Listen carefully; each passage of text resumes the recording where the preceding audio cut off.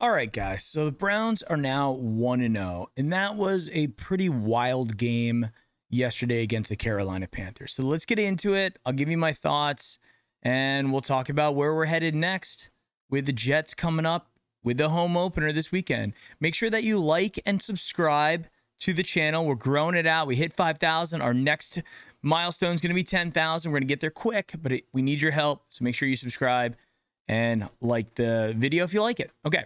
So first things first, this is a big kind of crazy game. Everybody knows about it. It's Browns versus Baker Mayfield. They're calling it the Baker Bowl and all this kind of crazy stuff. But at the end of the day, really, I think what this was the kind of ending to the story arc of Baker Mayfield and his time in Cleveland.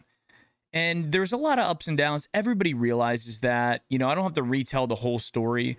But I think at the end of the day, there's still quite a few Browns fans, including myself, who are very appreciative of what Baker did during his time in Cleveland, how he really turned this organization around, and honestly wish him well. I wasn't necessarily rooting against him yesterday.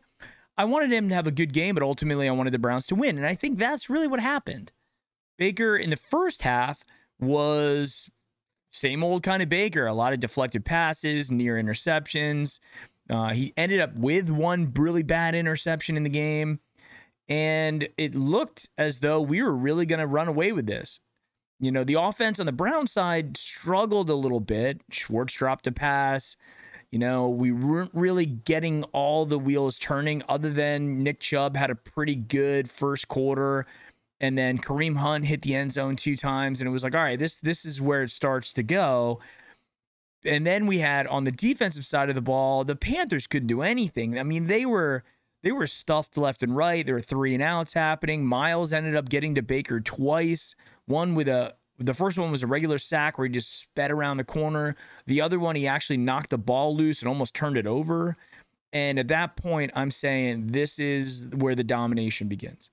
So then we get into the second half, and the Browns, it wasn't that they fell asleep. It's just that the Panthers aren't a bad team. They remembered that Christian McCaffrey was good. They started feeding him the ball, and they got really lucky with that 75-yard touchdown that Baker threw. And I think that's really, if you're looking at it objectively, and you sit there and go, okay, well, who had a better performance, Baker or Jacoby? I mean, Jacoby came away with a win, so technically that's the only condition that I care about. But Baker didn't have a bad game. The one interception wasn't good. That was pretty standard Baker. But if you look around the league, Joe Burrow threw 4 interceptions yesterday. Just about every quarterback was throwing interceptions other than Jacoby, but she actually did get away with 1 or 2. So, the Browns played okay. And on offense, it was like just good and kind of like not great at the same time. I think it was kicking some rust off. I mean, it's an away game. First game of the season. A lot of these guys in the Browns haven't played hardly at all, if at all, in the preseason. So I was hoping to see a little bit more out of a guy like David Njoku, who just ended up with 1 catch. Amari Cooper very quietly had a good game. And I think the thing that excited me the most about him is he's not that diva wide receiver that the Browns have been used to over the last couple years. He is a guy who just goes out there and does his job. And then vice versa, if you were watching the Cowboys game yesterday and you saw, CeeDee Lamb dropping balls and stuff like that, I bet you if you ask a Cowboys fan, they probably would have wished they had Amari back. And especially on that last drive that set up the field goal opportunity, that last catch that came in was Amari Cooper.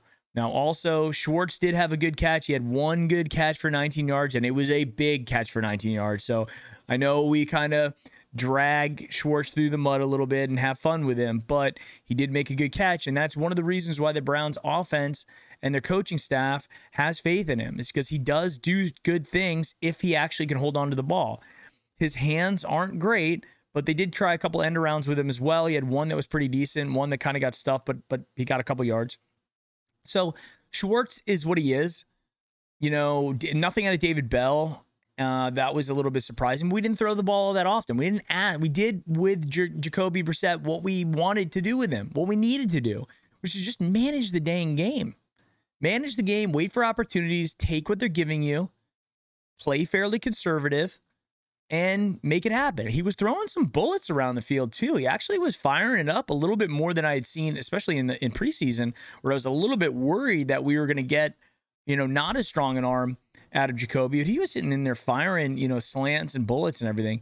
His deep ball accuracy is not as good as Baker was, that's for sure, especially when you contrast it against that 75-yard touchdown to Robbie Anderson that Baker threw in the second half. But still, all we're asking Jacoby to do is go out there and manage the game, don't turn the ball over, and put us in a position we have an opportunity to win. And that's really what happened, right?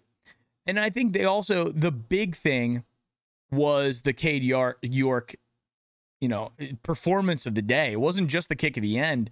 I mean, the guy was 4 for 4, and he hit his, extra points as well. I mean, it was a performance by Cade York. He showed up and said, I'm in this league and I'm ready to rock. And then the press conference at the end, if anybody caught his press conference, he's a young kid, but he's confident, not arrogant, but confident. And it just seems like such a humble and good person. And I think that's the other thing. That's all I want on my kicker. You don't got to be flashy. You just got to go out there and make the kicks. The Browns were out there tweeting, this is why you draft a kicker, piggybacking off of what the Bengals did last year with Evan McPherson, I believe that's his name is, who had a great year and put him in a position to, compete for the Super Bowl. And a lot of that was off the leg of the kicker. So in this particular case, and I've been saying this for years, literally years, that one of the biggest holes and one of the biggest opportunities of the Browns is where we have these rotating crew of mediocre and subpar kickers that just never made it. Whether it was, Zane Gonzalez, Greg Joseph, Austin Siebert, Cody Parkey. I mean, these guys had potential and did okay, and they flashed in moments, but when the game mattered, when you had to make the kick to win it, we had almost no confidence, which led me up to that moment yesterday.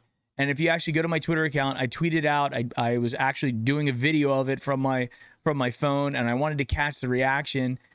And I wasn't super bullish on that kick. That was a very, very long 58-yard kick. That's a monster of a kick.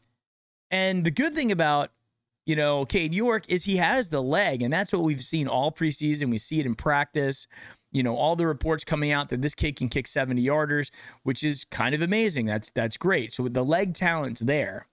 The next thing is how accurate can he be at distance, and does he have the stones to be able to be confident in the moment and be able to execute when it matters? And that's the critical feature that we got out of Cade York.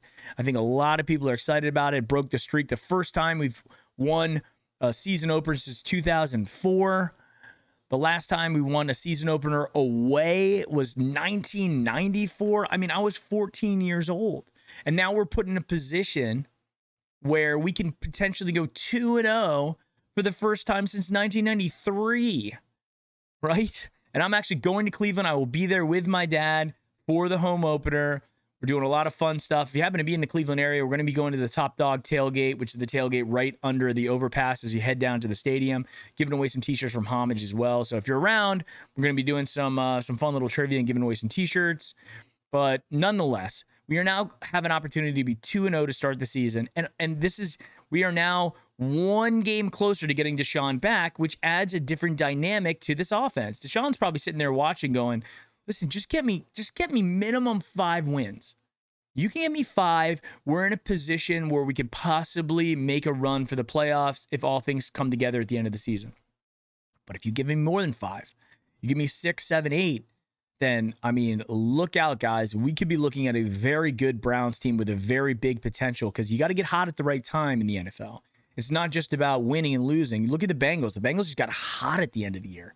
And this has happened a lot. The Eagles, when they won the Super Bowl, the Giants, when they've won the Super Bowl in the past, it is about getting hot. Even honestly, the Rams. The Rams, as good as they were last year, they got hot at the right time, and everything started to just kind of come together. And they brought in OBJ at the end and added that extra element. Now, that could be the thing that happens to us.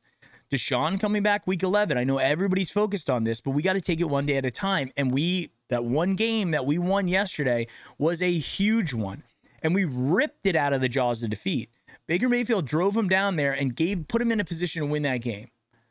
And Jacoby Brissett, with a little over a minute and no timeouts, got us down the field with a little help from the referees, but they got us down the field, which was a legitimate penalty. You go back and watch that. He hit him in the head, hands to the head, helmet to the head. That's roughing the passer all day long. Thank God we got the call. Usually we don't. And it put us in a position where some guys made some plays, and Cade York came through with a big kick. I think today everybody's super happy about this, that we are 1-0. We didn't lose, which is insane to think about. I'm so used to being upset, and my heart was sitting there at the end of the game when they made that field goal and there's a minute left. I'm like, this is just another Browns loss. And unfortunately for the Panthers, something's a little different this year. He wears number 3 and he's a kicker, and man, did he come through. So, guys, thanks for watching. Again, make sure you subscribe, like the channel. We will be back soon. We're doing homage giveaways this week on Twitter. I'm going to do one here as well. So if you made it this far, you will have a chance to win a homage t-shirt like this Joe Thomas one or the Batonio and Teller one that I'm giving away on Twitter. So hang out, like and subscribe. We'll see you next time. Go Browns.